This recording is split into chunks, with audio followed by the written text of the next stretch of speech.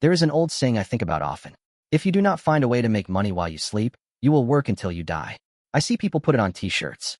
They put it on coffee mugs. But I do not think they actually understand the physics of what that means. This is not a motivational quote. This is a mathematical warning. Welcome to the most dangerous trap in the modern world. We call it the employee trap. Most of you watching this video are currently selling the only asset you cannot get back. You are selling your time.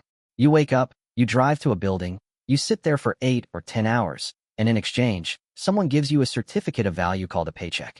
You think this is normal. You think this is how the world works. But in the world of the ultra-wealthy and the world of the 1%, this behavior is considered insanity. Why? Because time is a finite inventory. Imagine you owned a store, but you only had 24 items on the shelf every day. Once you sell those 24 items, you cannot sell anymore. No matter how high the demand is, no matter how hard you work, your income is capped by your inventory. That is your life as an employee. You have a ceiling. You can become a doctor, you can become a lawyer, you can charge $1,000 an hour, but you are still just a high-paid laborer. If you stop working, the money stops flowing. The machine turns off the moment you stop moving. You start dying financially. This is not an accident. This is by design. Let us look at where this mindset comes from. It comes from the industrial conveyor belt we call the education system. Think about your school years. What were you actually trained to do? You were trained to sit still for 8 hours. You were trained to memorize instructions. You were trained to raise your hand to ask for permission to speak or even to go to the bathroom. You were trained to fear failure, and above all, you were trained to complete tasks given to you by a superior authority. These are not the skills of an owner. These are the skills of a compliant worker. The school system was designed in the Prussian era to produce soldiers and factory workers. It was never designed to produce capitalists. It does not teach you how to read a balance sheet. It does not teach you how to identify a competitive advantage. It does not teach you how to leverage debt or how to build a system that works without you. It teaches you one thing: how to be a specialized part in a machine that someone else owns. And when you graduate, you are handed the ultimate leash and is called the salary. Nassim Taleb once said that the 3 most harmful addictions are heroin, carbohydrates, and a monthly salary. He was right. A salary is a drug. It is a steady drip of morphine that numbs your ambition. It gives you the illusion of safety. You know exactly how much is coming in. On the 15th of the month, this predictability feels good. It feels safe, but it destroys your ability to hunt. A wild bird never knows when it will find its next meal, so it stays alert. It stays hungry. It learns to read the environment. A bird in a cage knows exactly when it will be fed, so it rests. It gets comfortable. It loses its instincts. Most people are like caged birds living in safety but dependent on someone else for food. One day, the feeder might stop coming, and then the cage becomes a trap. We see this in every recession. We see this when technology changes. The loyal employee who sold his time for 30 years suddenly let go. He is 55 years old. He has no assets. He has no systems. All he has is a resume that says he is good at following orders. And now nobody wants to give him orders anymore. This is a tragedy of selling time. It works until it does not. And when it stops working, the fall is catastrophic. I know what's in your mind, Jim. What is the solution? Solution is sample. Just step focus. Today we are going to break this programming. We're going to uninstall the employee operating system from your brain. We're going to look at the mathematics of serfdom. We are going to look at why tax laws are written to punish workers and reward owners. And we are going to talk about how to decouple your time from your money. You do not need to quit your job tomorrow. That would be foolish. But you need to quit the mindset today. You need to stop viewing yourself as a worker who gets paid to do a job. And you need to start viewing yourself as a business that is currently selling its services to a single customer. The difference sounds small, but the difference is everything. One path leads to a lifetime of anxiety and a retirement of poverty. The other path leads to true independence. Let us begin the deprogramming. Welcome to part 2, the mathematics of serfdom. Most people think the game is rigged. They are right, but they do not understand how it is rigged.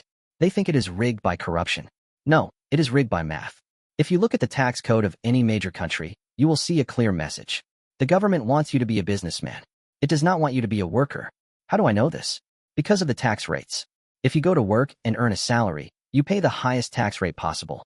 You pay income tax, you pay payroll tax, you pay social security tax. Before that money even hits your bank account, the government takes 30 or 40%. The world's wealthiest people know a truth that nobody teaches ordinary people. They earn their income through business profits and ownership, not by working for someone else, but by owning the thing others work for. And the system taxes them at sometimes half the rate of a regular salaried employee. Many people hear this and get angry. They judge the rich for it. But this isn't a story of arrogance. This is simply how the system works. The system was designed this way because economic growth needs capital, businesses, factories, innovation. So those who build and risk their capital are rewarded. And those who only sell their time are taxed more heavily. The world's biggest fortunes aren't built by working harder. They're built by owning businesses. If you want to keep more of what you earn, stop selling your time. Start building ownership. That's the path. That's the rule of the game. Lesson 2, the inflation lag. This is the silent killer of the working class. When the government prints money, prices go up. We know this. But here is the secret.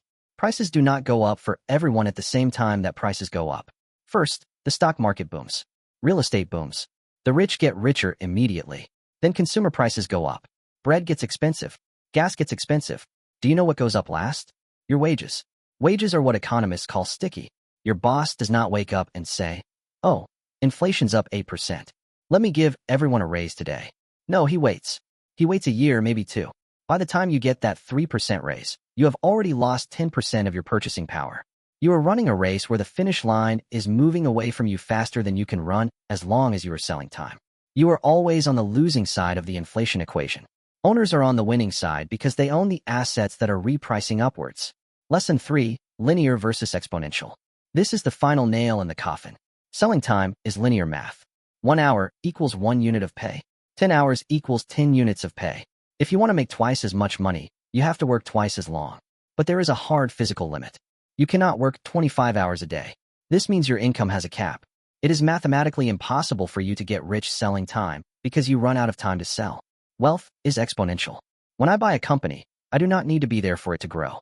Bill Gates earns income from Microsoft whether he gets out of bed or not. Steve Jobs sees iPhones selling worldwide whether he is working or sleeping. That is exponential growth. Our income is not tied to my effort. It is tied to the efficiency of the system I own. If you are a doctor, you are smart, but you are linear. If your hands stop moving, your income hits zero. If you build a medical software company, you are exponential. You can be on a beach and the software is still billing patients. You have to move from linear to exponential. You have to move from selling hours to owning outcomes. If you do not make the shift, you will always be one bad health event away from financial hardship, diagnosis away from poverty. Now that we understand the math, we have to understand why you are still doing it. Why do you keep showing up to a game you are mathematically guaranteed to lose? The answer is in your head. It is an addiction. Welcome to part 3, the psychology of the paycheck. Now that we have proven that selling your time is a mathematically losing game, we have to ask a difficult question. Why do 99% of people still do it? Why do smart people, people with degrees from Harvard and Yale, fight tooth and nail to get a job that pays them for their time? The answer is not logic. The answer is biology. Lesson 4, the heroine of the 15th and 30th. Now, Sam Caleb was not joking when he said the 3 most harmful addictions are heroin, carbohydrates, and a monthly salary. Let us look at how a salary works on your brain. Human beings are wired to seek patterns and safety. The unknown terrifies us. When you get a paycheck every 2 weeks, it triggers a dopamine release. It tells your brain, you are safe. You have food. You do not need to hunt. Over time, this creates a dependency. You start to organize your entire life around that drip. You buy a house that requires that drip. You buy a car that requires that drip. You become terrified of the silence between checks. This is exactly how drug addiction works. The dealer gives you just enough to keep you coming back, but never enough to set you free. If I gave you $5 million, you would quit your job tomorrow. That proves that you do not love the job. You are just addicted to the drip. The price of this addiction is your dreams. I have seen brilliant men who could have built empires, but they took a high-paying job at a law firm or a bank. They got hooked on the lifestyle, and 20 years later, they are tired employees with expensive habits. They traded their potential for certainty. Lesson 5, the busy badge of honor. This is the second psychological trap in the corporate world. If you ask someone how they are, they say, "Oh, I am so busy. I am swamped." They say this with pride. They wear their exhaustion like a medal. In my world, being busy is not a sign of success. It is a sign of a lack of focus. It is a sign of mental laziness. If you look at my calendar, you will see days that are completely blank. If you look at Charlie Munger's calendar, you would have thought he was retired for 40 years. We are not busy. We are thinking. The employee mindset tells you that activity equals productivity. If you are sweating, you must be working. The owner mindset knows that thinking equals value. If you spend all day chopping wood, you are too busy to design a chainsaw. Most employees use busyness as a shield. They fill their calendars with meetings and emails so they do not have to face the hard, scary work of thinking about their future. They are running on a hamster wheel. They are sweating. They are tired. But they are not going anywhere. You have to stop being proud of how hard you work and start being obsessed with how smart you work. Lesson 6. The social validation trap. This is the final chain that holds you down. Corporations are geniuses of manipulation. They know they cannot pay you what you are truly worth, or they would go broke. So, they pay you in something else. They pay you in status. They give you a title, vice president, director, senior manager. These titles cost the company nothing, but they mean everything to your ego. You put that title on your LinkedIn profile. You give that business card to your friends. It makes you feel important. It makes you feel like you are somebody. But here is the brutal truth. That title is not an asset. It is a liability. It is a golden handcuff. I have seen people refuse to leave a job where they were miserable simply because they did not want to lose the title of vice president. They valued the applause of the crowd more than their own financial freedom. When I closed my investment partnership in the 1960s, people thought I was crazy. I was walking away from prestige.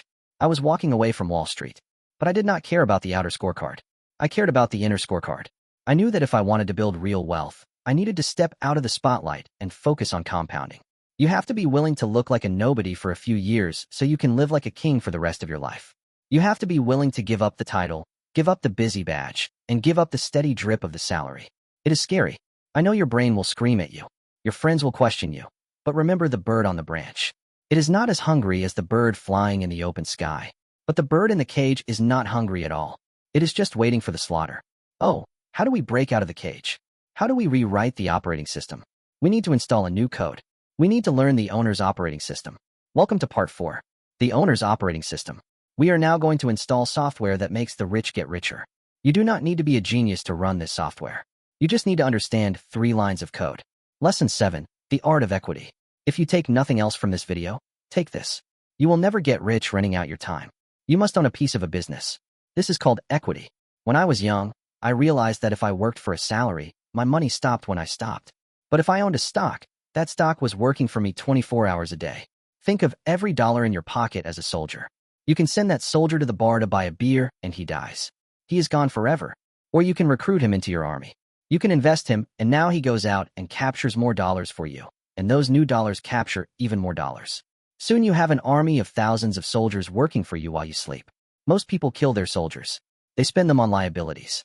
The owner mindset is different. The owner eats last. The owner takes every spare dollar and buys freedom. If you cannot start a company to get equity, you can still carefully study and enter the stock market because after businesses, the stock market creates the most wealth. For 5,000 years, getting rich required leverage. 2 types existed: labor and capital. Labor meant hiring people hard and expensive. Capital meant borrowing money risky and could bankrupt you.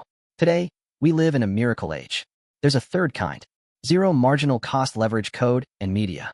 Write software once, sell it 1 million times. Make a video once, 10 million people watch it. It works while you sleep. It works while you're on vacation. No bank loan, no boss, just a laptop and a brain. If you're still selling time, 1 hour at a time, you're fighting a nuclear war with a stick. Build things that duplicate themselves without you. Lesson 9. Thinking in systems. The final piece of the owner's operating system is how you look at problems. An employee looks at a problem and says, I need to solve this. An owner looks at a problem and says, I need to build a system that solves this. Look at McDonald's. Is their burger the best in the world? No, but their system is the best in the world. They built a system so robust that any teenager can run it. They remove the need for extraordinary talent. You need the McDonald's of your life. If you are a freelancer and you are doing everything yourself, you do not have a business. You have a job with a bad boss. You document what you do. You need to make what you do, and eventually you need to outsource what you do. Your goal is to make yourself useless to the daily operations of your income stream. If the business depends on you, it is not an asset. It is a liability. I have companies I haven't visited in years. They send me checks. They do not send me problems. That is a system. So, stop trying to be the smartest person in the room. Stop trying to work the hardest. Start building an army of dollars. Start using code and media leverage. And start building systems that can run without you. Now, you might be thinking, Jim, this sounds great, but I still have bills to pay. I cannot just quit my job. You are right. You need an exit strategy. Welcome to part 5, the escape velocity. So, you understand the trap, you understand the math, but you are still stuck in the cage. How do you get out without starving? You do not burn the bridge while you are still standing on it. Lesson 10. The Saturday Morning CEO.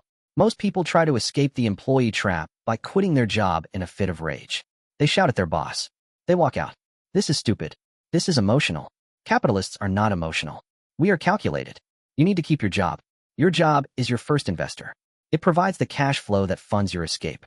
But you need to change how you spend your time off. Most employees spend their weekends recovering from their week. I would. They drink. They watch sports. They're recharging their batteries just so they can be exploited again on Monday. The owner spends their weekends building their exit. You are the CEO of your life from Friday night to Monday morning. That is your real job. During those hours, you build the side business. You research the stocks. You write the code. You create the content. You do this until your part-time income exceeds your full-time expenses. This is called escape velocity. Once you hit this number, your boss no longer owns you. You walk into the office with a different energy. You're not there because you have to be. You are there because you choose to be. And let me tell you, there is no feeling in the world better than knowing you can walk away at any moment. Less than 11. The promotion trap. This is the final test. Just as you are starting to build your escape, the system will try to pull you back in.